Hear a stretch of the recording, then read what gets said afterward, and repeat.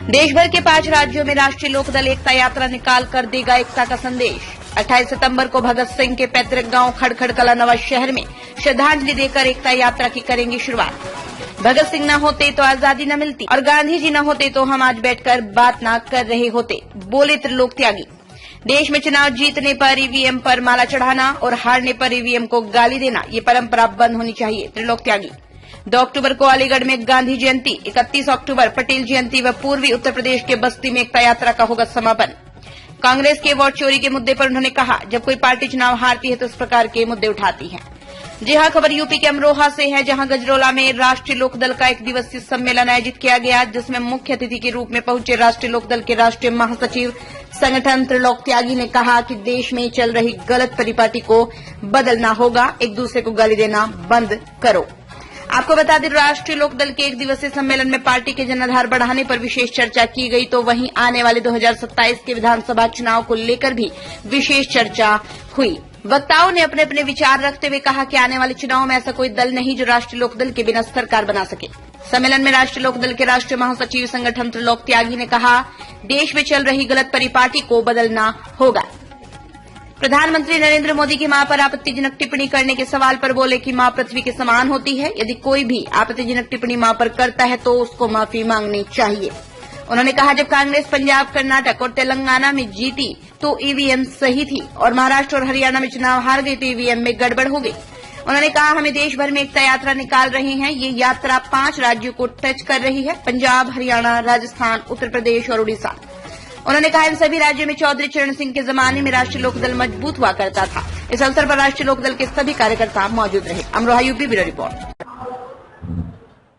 जी, आज जो गजरौला में जो प्रोग्राम हुआ है, आपका यहाँ आना हुआ है, क्या प्रोग्राम है? देखिए, प्रोग्राम तो हमारे जो अध्यक्ष हैं सचिन चौधरी जी, उन्होंने कार्यकर्ताओं की बैठक बुलाई थी और मैं उनको धन्यवाद कर रहा हूँ कि उन्होंने सम्मेलन में तब्दील होगी कार्यकर्ता बैठक। जयंत चौधरी जी का अमरोहा में कार्यक्रम लगा है।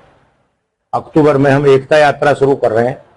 28 सितंबर को भगत सिंह जी के जन्म स्थान, उनके गांव खड़खड़ कला नवा शहर में जयंत चौधरी जी, हम सब लोग जाएंगे, नेता लोग, और वहां उनको श्रद्धांजलि उनके जन्मदिन पर अर्पित करेंगे। सारे देश में हम एकता का संदेश देना चाहते हैं। और उसके बाद 2 अक्टूबर को अलीगढ़ में गांधी जयंती पर एक रैली कर रहे हैं और इसका समापन एकता यात्रा का ये 31 अक्टूबर पटेल जयंती पर बस्ती में होगा। पूर्वांचल का जो जिला बस्ती, उसमें हम करेंगे।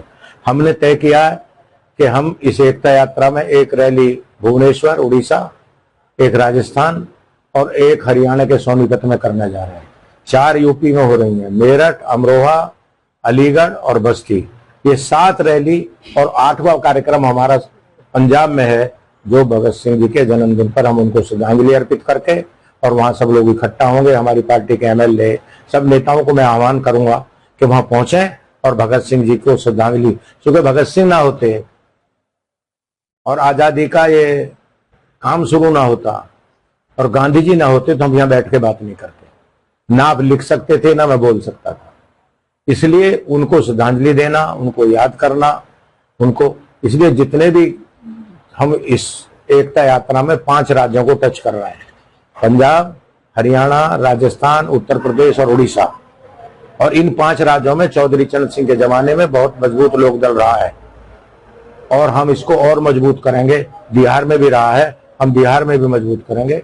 इसलिए मैं आपसे कह रहा हूं कि हम इस एकता में यात्रा में अति पिछड़े को, दलित को, महिलाओं को,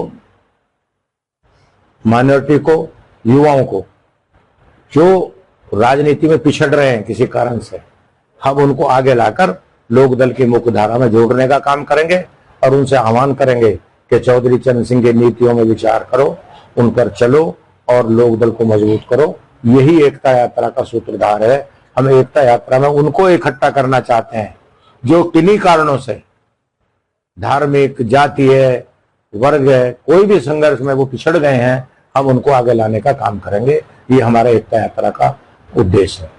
अभी जो कांग्रेस यात्रा निकाली है, जो वोटर अधिकार यात्रा है, उसमें विपक्ष पर आपकी जो पार्टी की जिससे दोस्ती है भाजपा से, उन पर आरोप लगाया जा रहा है कि अब जो वोट है उन्हें चोरी कर लिया गया है, उसके बाद सत्ता हासिल की। देखिए, ऐसा है, अभी अखबार वाले लिख रहे हैं कि कांग्रेस के कई नेताओं के 2-2 जगह वोट हैं।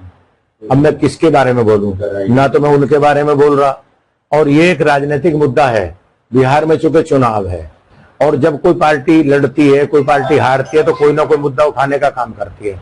जब रिजल्ट आता है, अगर जीत गए, जब कांग्रेस पंजाब में जीतती है, जब कांग्रेस कर्नाटक में जीती, जब कांग्रेस तेलंगाना में जीती तो ईवीएम बहुत सही काम कर रही थी। महाराष्ट्र में हार गए थे, ईवीएम में बेईमानी हो गई। तो ये मैं ईवीएम पर कोई सवाल खड़ा नहीं कर रहा। मैं साफ तौर से कह रहा हूं, हमारी पार्टी की धारणा, हम जब जीतते हैं तो ईवीएम पे माला चढ़ाते हैं और हारते हैं तो ईवीएम को गाली देते हैं। ये भी प्रचार प्रसार बंद होना चाहिए।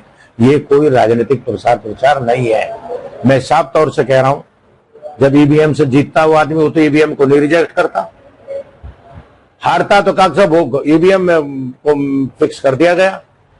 तेलंगाना में कैसे कांग्रेस की सरकार बन गई ईवीएम के चलते? कर्नाटक में कैसे कांग्रेस की सरकार बन गई? कांग्रेस के 100 एमपी कैसे जीत गए? फिर तो 40 ही रहने चाहिए थे जो पहले 40 थे। भाजपा कैसे 250 का जो एनडीए था और भाजपा जो 305 थी वो 240 में कैसे आ गई अगर ईवीएम में फिक्सिंग था?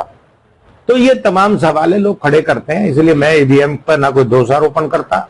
हमको अपना वोट बैंक बढ़ाना है, हमको लोगों में जाना है, उनको प्रेरित करना है कि वो जाएं और अपने मन मुताबिक ईवीएम का बटन दबाएं। अभी एक बड़ा चर्चित मामला चल रहा है, उसको लोग विरोध प्रदर्शन भी कर रहे हैं। कुछ लोग कह रहे हैं कि मोदी जी की मां के लिए कुछ ऐसी टिप्पणी की है, उनका बहुत ज्यादा विरोध भी हो रहा है। लेकिन उसके पलट में लोग ट्रोल भी कर रहे हैं। क्या जिस तरीके से मोदी जी ने भी किसी को जर्सी गाय जैसा कुछ शब्द कहा, तो क्या सभी की माँ एक समान होनी चाहिए? इस पर आप क्या कह रहे हैं? देखिए, माँ एक ऐसा शब्द है, माँ पृथ्वी है और पृथ्वी ना होती तो कोई चीज पैदा ना होती। आकाश हमारे ऊपर छत है, हर जीव जंतु प्राणी वनस्पति पृथ्वी में पैदा होती है। इसीलिए माँ को कोई गाली देता है, वो कोई भी व्यक्ति हो, किसी भी दल का हो, मैं उसको गलत कहता हूं, उसको माफी मांगनी चाहिए एक बार। और नेताओं को ये बंद करना चाहिए आपस में गाली गलौज का। अपनी नीति का प्रचार करो। मैंने इतना देर बोला, मैंने तो किसी नेता को गाली नहीं दी। मैं तो पंडित नेहरू और अटल बिहारी की तारीफ की अपने भाषण में। मैं तो कहता हूं कि इस देश को बदलने वाले जो नेता थे आजादी से पहले, उसमें महात्मा गांधी, उसमें डॉक्टर लोहिया, उसमें सब लोग थे। मैं तो सरदार पटेल जी की जयंती पर अपना एकता यात्रा खत्म कर रहा हूं। सरदार पटेल तो कांग्रेस में थे, हम तो भगत सिंह जी भी कांग्रेस ही थे, उन्होंने आजादी की लड़ाई लड़ी। तो हम लोग तो चौधरी चरण सिंह की नीतियों की बात करते हैं। हम किसी नेता की विचारधारा की आलोचना करने वाली पार्टी नहीं है। हमारे नेता ने यह सिखाया है कि सबका सम्मान करो और अपनी बात कहो। इसलिए जो नेता दूसरे नेताओं को और उनके परिवारों को गाली देते हैं, मैं उसकी आलोचना करता हूं और उनसे मांग करता हूं आपके द्वारा उनको तुरंत माफी मांगनी चाहिए।